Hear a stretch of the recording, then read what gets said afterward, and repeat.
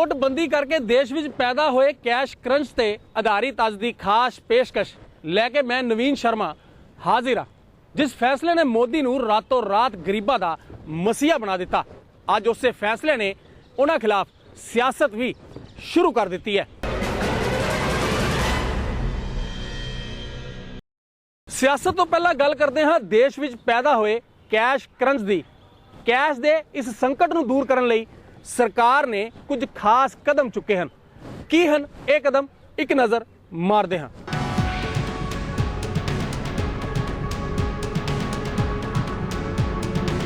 ਬੈਂਕਾਂ ਦੇ ਵਿੱਚ ਸੋਮਵਾਰ ਨੂੰ ਛੁੱਟੀ ਰਹੀ, ਜਿਸ ਦੇ ਚੱਲਦਿਆਂ ਏਟੀਐਮ ਦੇ ਵਿੱਚ ਲੰਬੀਆਂ ਲਾਈਨਾਂ ਵੇਖਣ ਨੂੰ ਮਿਲੀਆਂ, ਜਦੋਂ ਕਿ ਜ਼ਿਆਦਾਤਰ ਏਟੀਐਮ ਕੰਮ ਨਹੀਂ ਕਰਦੇ ਦਿਖੇ। ਮੰਗਲਵਾਰ ਨੂੰ ਬੈਂਕ ਖੁੱਲਦਿਆਂ ਹੀ ਭੀੜ ਦੀ ਤਾਦਾਦ ਵੱਧਦੀ ਦਿਖੀ, ਪਰ ਇਸ ਭੀੜ ਦੀ ਸੰਭਾਵਨਾ ਸਰਕਾਰ ਨੂੰ ਪਹਿਲਾਂ ਤੋਂ ਹੀ ਸੀ। ਐਸੇ ਲਈ ਹੀ ਸਰਕਾਰ ਨੇ ਰੇਲ ਟਿਕਟ ਸਮੇਤ ਕਈ ਜ਼ਰੂਰੀ ਸੇਵਾਵਾਂ ਦੇ ਭੁਗਤਾਨ ਦੇ ਲਈ ਪੁਰਾਣੇ ਨੋਟਾਂ ਦੇ ਚੱਲਣ ਦੀ ਮਿਆਦ 24 ਨਵੰਬਰ ਤੱਕ ਵਧਾ ਦਿੱਤੀ ਹੈ। ਸੋਮਵਾਰ ਨੂੰ ਬੈਂਕਾਂ ਦੇ ਵਿੱਚ ਛੁੱਟੀ ਹੋਣ ਦੇ ਕਰਕੇ 6ਵੇਂ ਦਿਨ ਵੀ ਕੈਸ਼ ਕਰੰਚ ਬਣਿਆ ਰਿਹਾ। ਛੋਟੇ-ਮੋਟੇ ਖਰਚਿਆਂ ਦੇ ਲਈ ਤਰਸ ਰਹੇ ਲੋਕ 4-4 ਘੰਟੇ ਤੋਂ ਲਾਈਨਾਂ ਦੇ ਵਿੱਚ ਖੜੇ ਰਹਿਣ ਦੇ ਬਾਵਜੂਦ ਖਾਲੀ ਹੱਥ ਲੌਟਦੇ ਦਿਖੇ, ਕਿਉਂਕਿ ਕਈ ਏਟੀਐਮਸ ਤੇ ਕੈਸ਼ ਨਹੀਂ ਸੀ ਤੇ ਕਈ ਚੱਲ ਹੀ ਨਹੀਂ ਰਹੇ ਸਨ। ਇਸ ਕੈਸ਼ ਕਰੰਚ ਕਰਕੇ ਨੈਸ਼ਨਲ ਹਾਈਵੇਜ਼ ਤੇ ਵੀ 10 ਲੱਖ ਟਰੱਕ ਫਸੇ ਰਹੇ। ਐਤਵਾਰ ਦੀ ਰਾਤ ਪ੍ਰਧਾਨ ਮੰਤਰੀ ਨਰਿੰਦਰ ਮੋਦੀ ਨੇ ਉੱਚ ਪੱਧਰੀ ਬੈਠਕ ਕੀਤੀ। ਇਸ ਬੈਠਕ ਦਾ ਬਿਊਰਾ ਦਿੰਦਿਆਂ ਹੋਇਆਂ ਆਰਥਿਕ ਮਾਮਲੇ ਦੇ ਸਕੱਤਰ ਸ਼ਸ਼ੀਕਾਂਤ ਦਾਸ ਨੇ ਕਿਹਾ ਕਿ ਪੇਂਡੂ ਖੇਤਰਾਂ ਦੇ ਵਿੱਚ 1.2 ਲੱਖ ਬੈਂਕਿੰਗ ਰਿਪਰੈਜ਼ੈਂਟੇਟਿਵ ਦੀ ਨਕਦੀ ਲੈਣ-ਦੇਣ ਦੀ ਹੱਦ ਵਧਾ ਕੇ 50,000 ਰੁਪਏ ਕਰ ਦਿੱਤੀ ਗਈ ਹੈ। ਉਨ੍ਹਾਂ ਕਿਹਾ ਕਿ ਡਾਕਘਰਾਂ ਦੀ 1.3 ਲੱਖ ਬ੍ਰਾਂਚਿਸ ਦੇ ਵਿੱਚ ਨਕਦੀ ਪਹੁੰਚਾਈ ਗਈ ਹੈ। ਨਕਦੀ ਪਹੁੰਚਾਉਣ ਦੇ ਲਈ ਹੁਣ ਸਰਕਾਰ ਨੇ ਵਾਯੂ ਸੈਨਾ ਦੇ ਹੈਲੀਕਾਪਟਰਸ ਦੀ ਮਦਦ ਵੀ ਲੈ ਲਈ ਹੈ। ਇਸ ਤੋਂ ਇਲਾਵਾ ਹਵਾਈ ਅੱਡਿਆਂ ਤੇ ਵੀ 21 ਨਵੰਬਰ ਤੱਕ ਪਾਰਕਿੰਗ ਫ੍ਰੀ ਕਰ ਦਿੱਤੀ ਗਈ ਹੈ।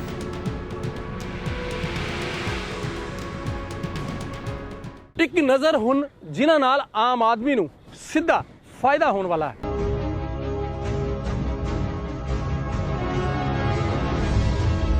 ਦੇਸ਼ ਭਰ ਦੇ ਲੋਕ ਇਹਨਾਂ ਦਿਨੀ ਬੈਂਕ ਦੇ ਏਟੀਐਮਸ ਦੇ ਬਾਹਰ ਲੰਬੀ ਲਾਈਨਾਂ ਦੇ ਵਿੱਚ ਆਸਾਨੀ ਨਾਲ ਦੇਖੇ ਜਾ ਸਕਦੇ ਨੇ। ਲੋਕਾਂ ਦੀ ਦਿੱਕਤਾਂ ਵੱਧਦੀਆਂ ਜਾ ਰਹੀਆਂ ਨੇ, ਪਰ ਉੱਥੇ ਸਰਕਾਰ ਨੇ ਵੀ ਕੁਝ ਅਜਿਹੇ ਫੈਸਲੇ ਕੀਤੇ ਨੇ ਜਿਨ੍ਹਾਂ ਦੇ ਨਾਲ ਉਹਨਾਂ ਨੂੰ ਆਪਣੀ ਮੁਸ਼ਕਲਾਂ ਤੋਂ ਨਿਜਾਤ ਮਿਲੇਗੀ।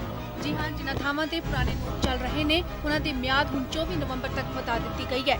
ਨਿੱਜੀ ਹਸਪਤਾਲ, ਮੈਡੀਕਲ ਸਟੋਰ ਤੇ ਨਿੱਜੀ ਬਿਜਲੀ ਕੰਪਨੀ ਦਫ਼ਤਰਾਂ ਦੇ ਵਿੱਚ ਹੁਣ ਪੁਰਾਣੇ ਨੋਟ ਲੈ ਜਾਣਗੇ। ਬੈਂਕਾਂ ਦੇ ਵਿੱਚ ਔਰਤਾਂ, ਦਿਵਿਆਂਗਾਂ ਤੇ ਬਜ਼ੁਰਗਾਂ ਦੇ ਲਈ ਵੱਖਰੀ ਲਾਈਨ ਹੋਏਗੀ। ਹੁਣ ਏਟੀਐਮਸ ਤੋਂ ਵੀ 2000 ਦੇ ਨੋਟ ਮਿਲਣਗੇ। ਹਾਲਾਂਕਿ ਸਾਰੇ ਏਟੀਐਮਸ ਦੇ ਵਿੱਚ ਇਹ ਸਹੂਲਤ ਨਹੀਂ ਹੋਏਗੀ।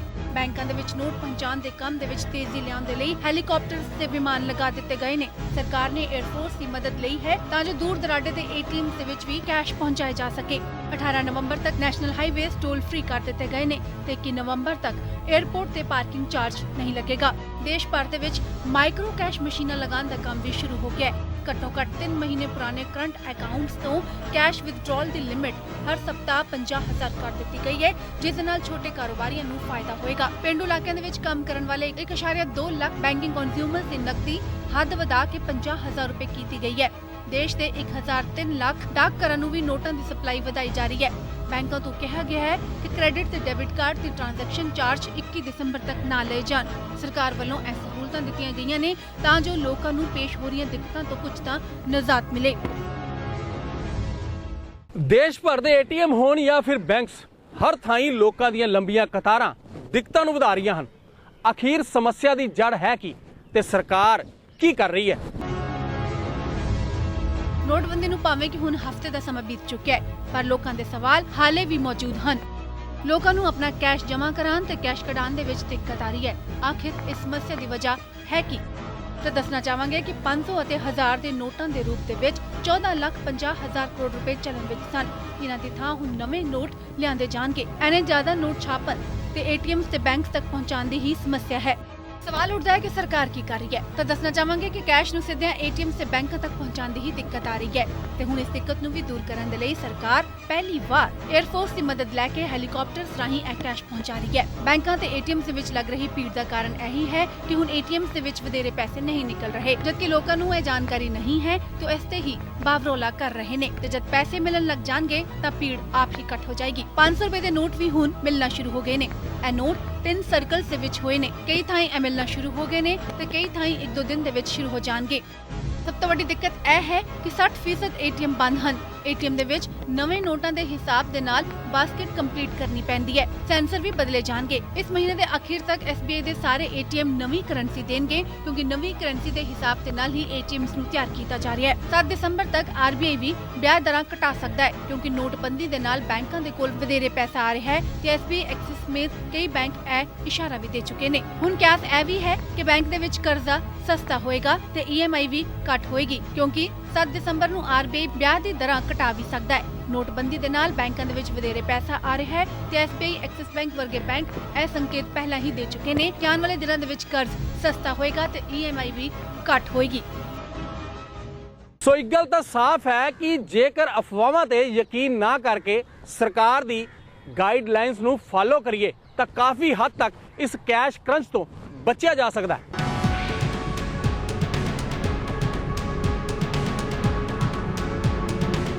ਕਾਲੇ ਧਨ ਤੇ ਸਰਜੀਕਲ ਸਟ੍ਰਾਈਕ ਤੋਂ ਬਾਅਦ ਹੁਣ ਸਰਕਾਰ ਦੀ ਨਜ਼ਰ ਲੁਕੇ ਹੋਏ ਕਾਲੇ ਧਨ ਕੁਬੇਰਾਂ ਤੇ ਹੈ। ਆਇਕਰ ਵਿਭਾਗ ਤੇ ED ਨੇ ਕਾਲੇ ਧਨ ਨੂੰ ਸਫੇਦ ਕਰਨ ਦੇ ਵਿੱਚ ਜੁਟੇ ਲੋਕਾਂ ਦੀ ਵੀ ਜਾਂਚ ਸ਼ੁਰੂ ਕਰ ਦਿੱਤੀ ਹੈ।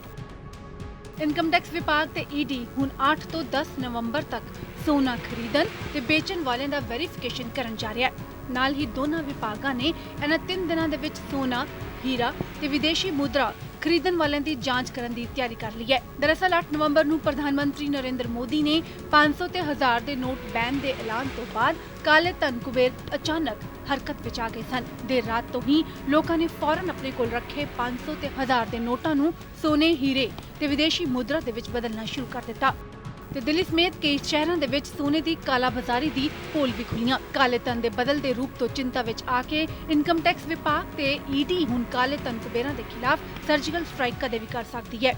ਦਰਅਸਲ ਇਨਕਮ ਟੈਕਸ ਵਿਭਾਗ ਤੇ ED ਦੇ ਅਧਿਕਾਰੀ ਉਹਨਾਂ ਲੋਕਾਂ ਦੀ ਲਿਸਟ ਬਣਾਉਣ ਦੇ ਵਿੱਚ ਲੱਗ ਗਏ ਨੇ ਜਿਨ੍ਹਾਂ ਨੇ 8 ਤੋਂ 10 ਨਵੰਬਰ ਦੇ ਵਿਚਕਾਰ ਸੋਨਾ, ਹੀਰਾ ਜਾਂ ਫਿਰ ਵਿਦੇਸ਼ੀ ਮੁਦਰਾ ਦੀ ਖਰੀਦੋ ਫਰੋਖਤ ਕੀਤੀ ਹੈ। ਇਸ ਦੇ ਨਾਲ ਸੰਬੰਧਿਤ ਲੋਕਾਂ ਨੂੰ ਖਰੀਦੋ ਫਰੋਖਤ ਦੀ ਰਕਮ ਦਾ ਹਿਸਾਬ ਦੇਣਾ ਹੋਏਗਾ ਤੇ ਦੱਸਣਾ ਹੋਏਗਾ ਕਿ ਉਹਨਾਂ ਦੇ ਕੋਲ ਇਹ ਪੈਸਾ ਕਿੱਥੋਂ ਆਇਆ। ਉੱਥੇ ਇਨਕਮ ਟੈਕਸ ਵਿਭਾਗ ਤੇ ED ਸੁਨਿਆਰੇ ਤੇ ਧਾਰਮਿਕ ਸੰਸਥਾਵਾਂ ਤੇ ਵੀ ਨਜ਼ਰ ਬਣਾਏ ਹੋਏ ਨੇ। ਦੱਸਦੇ ਕਿ ਇਨਕਮ ਟੈਕਸ ਤੇ ED ਦਿੱਲੀ, ਮੁੰਬਈ ਸਮੇਤ ਕਈ ਮਹਾਨਗਰਾਂ ਦੇ ਵਿੱਚ ਛਾਪੇਮਾਰੀ ਕਰ ਰਹੀ ਹੈ ਤੇ ਕਈ ਕਾਗਜ਼ਾਂ ਦੀ ਵੀ ਕੋਖ ਪੜਤਾਲ ਕੀਤੀ ਜਾ ਰਹੀ ਹੈ। ਇਨਕਮ ਟੈਕਸ ਵਿਭਾਗ ਦੇ ਉਹਨਾਂ ਖਾਤਿਆਂ ਤੇ ਵੀ ਨਜ਼ਰ ਹੈ ਜੋ ਪ੍ਰਧਾਨ ਮੰਤਰੀ ਜਨ ਧਨ ਯੋਜਨਾ ਦੇ ਤਹਿਤ ਖੋਲੇ ਗਏ ਸਨ। ਦਰਅਸਲ ਵਿਭਾਗ ਨੋਟਬੰਦੀ ਦੇ ਐਲਾਨ ਤੋਂ ਬਾਅਦ ਖਾਤਿਆਂ ਦੇ ਵਿੱਚ ਜਮ੍ਹਾਂ ਕੀਤੀ ਗਈ ਰਕਮ ਤੇ ਸੰਬੰਧਿਤ ਖਾਤਾ ਧਾਰਕ ਦੀ ਇਨਕਮ ਦਾ ਮਿਲਾਨ ਕਰੇਗਾ, ਜਿਸ ਤੋਂ ਬਾਅਦ ਫਾਰਮ ਵਿੱਚ ਦਿਖ ਰਹੇ ਇਨਕਮ ਟੈਕਸ ਵਿਭਾਗ ਨੇ ਕਾਲੇ ਧਨ ਕੁਬੇਰਾਂ ਦੇ ਖਿਲਾਫ ਕੜੀ ਕਾਰਵਾਈ ਦੇ ਸੰਕੇਤ ਦੇ ਦਿੱਤੇ ਨੇ। ਇਹੀ ਨਹੀਂ, ਹੁਣ ਜੋ ਲੋਕ ਇੱਕ ਵਾਰ ਦੀ ਬਜਾਏ ਬਾਰ-ਬਾਰ ਜਾ ਕੇ ਬੈਂਕਾਂ ਵਿੱਚ ਜਾ ਕੇ ਕੈਸ਼ ਜਮ੍ਹਾਂ ਕਰਾ ਰਹੇ ਨੇ ਜਾਂ ਫਿਰ ATM ਤੋਂ ਬਾਰ-ਬਾਰ ਪੈਸੇ ਕਢਾ ਰਹੇ ਨੇ, ਉਹਨਾਂ ਦੇ ਵੀ ਹੁਣ ਉਂਗਲੀਆਂ ਦੇ ਉੱਤੇ ਨਿਸ਼ਾਨ ਲਗਾਇਆ ਜਾਏਗਾ ਤਾਂ ਜੋ ਉਹ ਇੱਕ ਵਾਰ ਤੋਂ ਵਧੇਰੇ ਵਾਰ ਨਾ ਆ ਸਕਣ।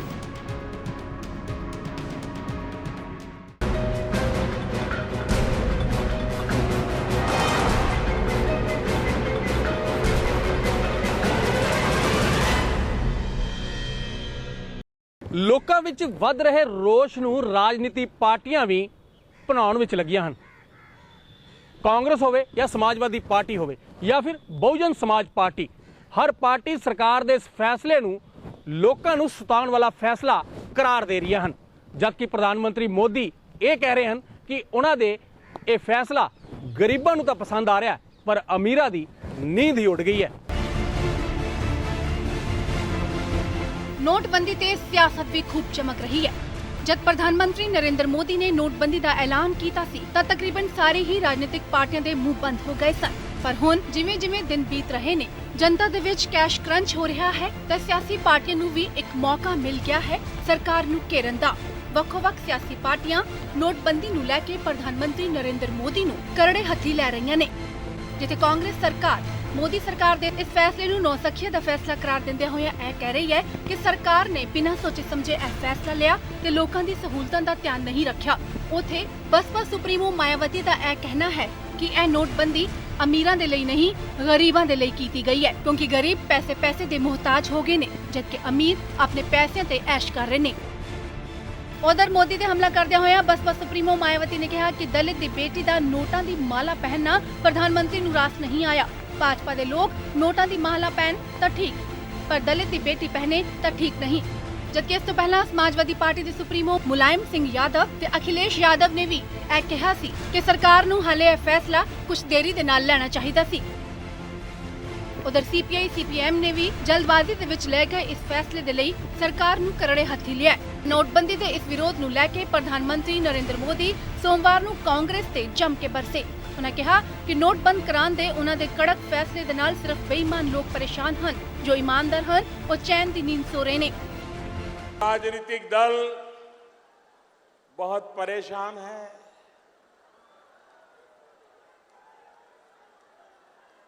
उनको चिंता सता रही है, अब करे क्या? वो नोटों की मालाएं ऐसी ऐसी मालाएं लगती थी, मुंडी भी दिखती नहीं थी।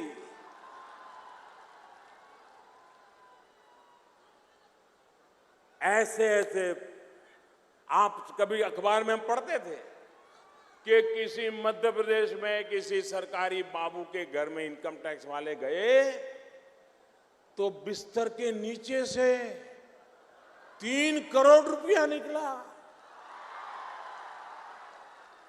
ये किसका पैसा है भाई? ये गरीबों का है कि नहीं है? अब मुझे बताइए भाई, मैं एक एक घर में खोजने के लिए जाऊंगा तो मुझे कितने साल लगेंगे? कितने साल लगेंगे बताइए? और एक घर में देखूंगा तो वो उठा करके तीसरे घर में छुपा देगा, तीसरे में करूंगा तो पहले में छुपा देगा। करेगा कि नहीं करेगा? ये बेईमान लोग रास्ता खोज लेंगे कि नहीं खोज लेंगे? तो मेरे पास एक ही उपाय था, एक साथ 1000 और 500 दोनों को कागज की गद्दी में डाल दो।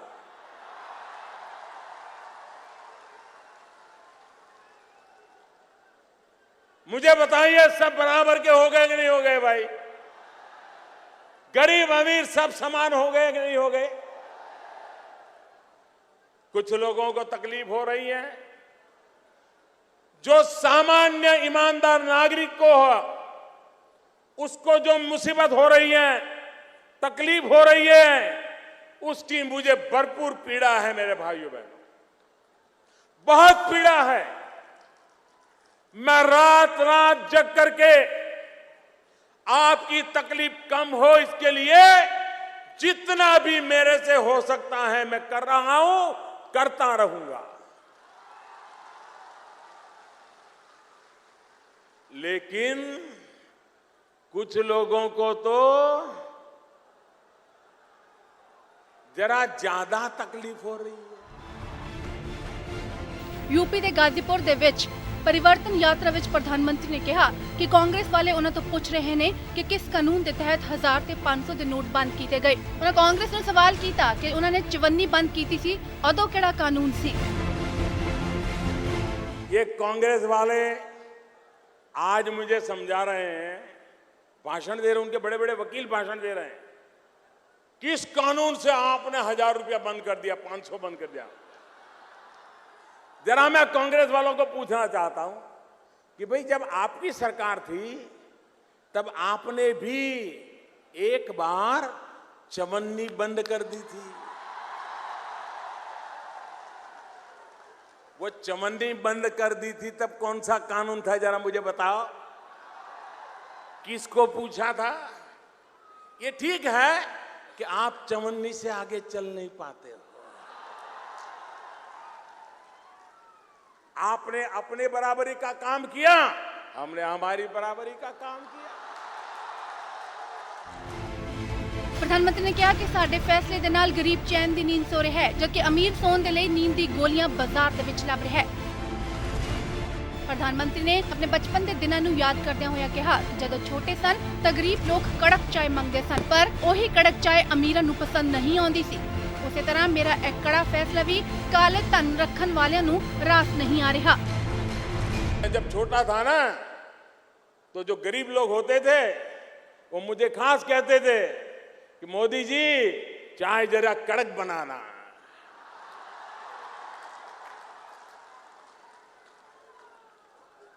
गरीब को जरा कड़क चाय ज्यादा अच्छी लगती है। अब मुझे वो बचपन से आदत है, तो जरा निर्णय मैंने कड़क लिया। अब गरीब को तो कड़क चाय भाती है, लेकिन अमीर का मुंह बिगड़ जाता है। ਪ੍ਰਧਾਨ ਮੋਦੀ ਨੇ ਕਿਹਾ ਕਿ ਜੋ ਔਰਤਾਂ 2.5 ਲੱਖ ਰੁਪਏ ਤੱਕ ਬੈਂਕ ਦੇ ਵਿੱਚ ਜਮ੍ਹਾਂ ਕਰ ਰਹੀਆਂ ਨੇ ਉਹਨਾਂ ਦੇ ਉੱਤੇ ਕੋਈ ਇਨਕਮ ਟੈਕਸ ਨਹੀਂ ਲੱਗੇਗਾ, ਬਲਕਿ ਬੈਂਕ ਵਿਆਜ ਦੇਗਾ, ਜਦਕਿ ਇਸ ਦੇ ਉਲਟ 2.5 ਕਰੋੜ ਰੁਪਏ ਰੱਖਣ ਵਾਲਿਆਂ ਨੂੰ ਉਹ ਛੱਡਣਗੇ नहीं। मेरी माताएं बहनें, जब तक तुम्हारा ये भाई जिंदा है,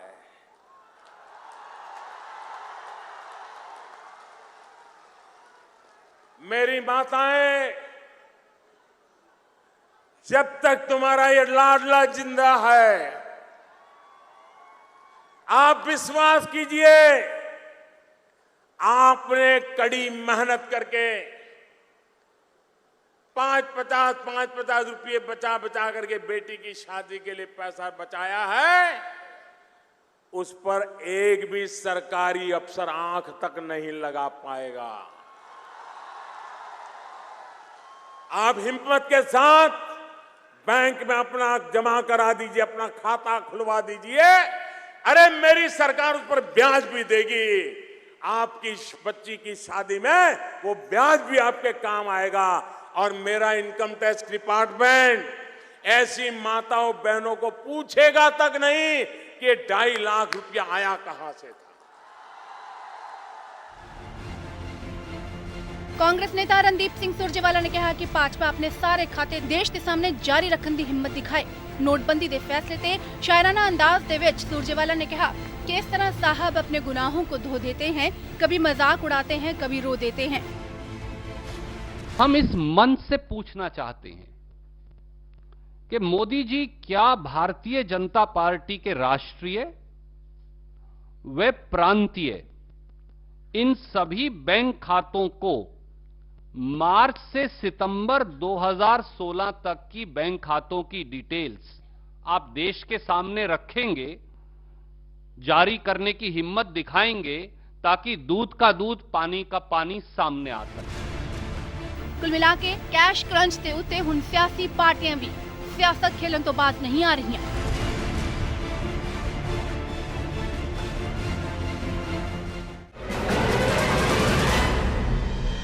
500 ਤੇ 1000 ਦੇ ਨੋਟਾਂ ਦਾ ਵਿਮੁਦਰੀਕਰਨ ਹੋਣ ਦੇ ਨਾਲ ਆਮ ਜਨਤਾ ਪੁੱਛੋ-ਪੇਸ਼ ਦੇ ਵਿੱਚ ਪੈ ਗਈ ਹੈ। ਲੋਕ ਸਮਝ ਨਹੀਂ ਪਾ ਰਹੇ ਨੇ।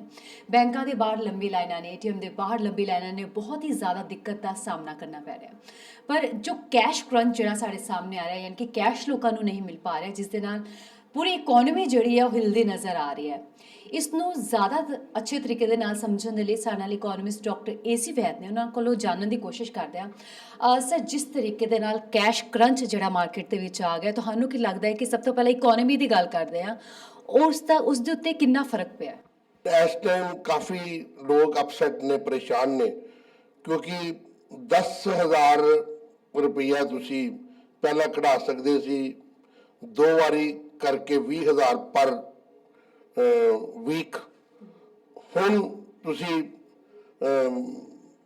24,000 ਕਢਾ ਸਕਦੇ ਹੋ।